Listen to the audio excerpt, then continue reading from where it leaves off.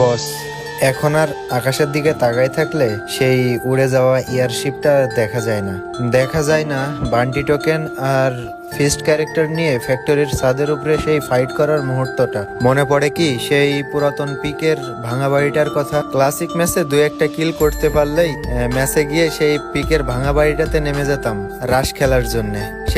সেখানে নামতাম তো 4 জনই, কিন্তু বেঁচে থাকতো মাত্র একজন, 3 জন তো প্রথমেই মারা যেত।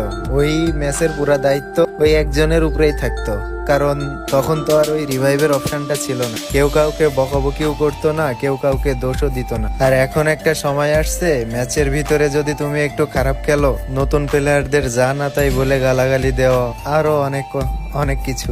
গেমটা পুরো টোকাই পোলাপান দিয়ে ভরে গেছে। আমি সবাইকে বলতেছি না, ওল্ড প্লেয়াররা ভালোভাবে রিয়েলাইজ করতে পারছে যে গেমের ভিতরে কত টোকাই পোলাপান চলে আসছে, যাদের মুখের ভাষার কোনো ঠিক থাকে না, মা বাবা তুলে গালি দেয়। কিন্তু আমরা যারা আগেকার প্লেয়ার আছি তাদের একটা ক্যারেক্টার কেমন ছিল জানো?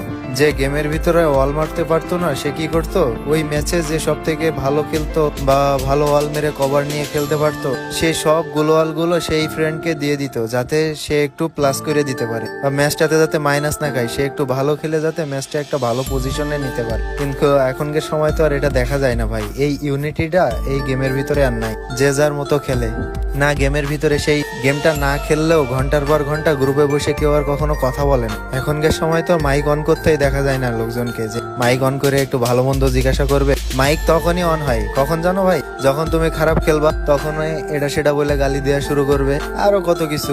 গেমের ভিতরে এই ব্যবহারগুলো ভাই বাদ দাও, কারণ তুমি একটা ছেলেকে গালি দিতেছো, সেও তোমাকে গালি দিতেছে, এই থেকে মনোমালিন্য শুরু।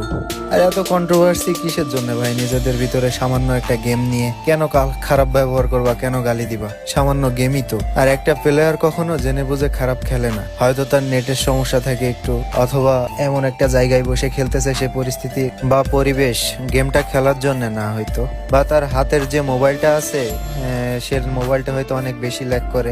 সবকিছু বুঝে তারপর একটা কথা বলতে হবে একটা মানুষকে। মানুষের মনে কষ্ট দিয়ে কি কেউ কখনো বড় হইতে পারে ভাই? আমার ভিডিওগুলো যদি ভালো লাগে ভাই, অবশ্যই আমার পেজটা ফলো করে দিবা আর আমার এই ভিডিওটা একটু শেয়ার করে দিবা।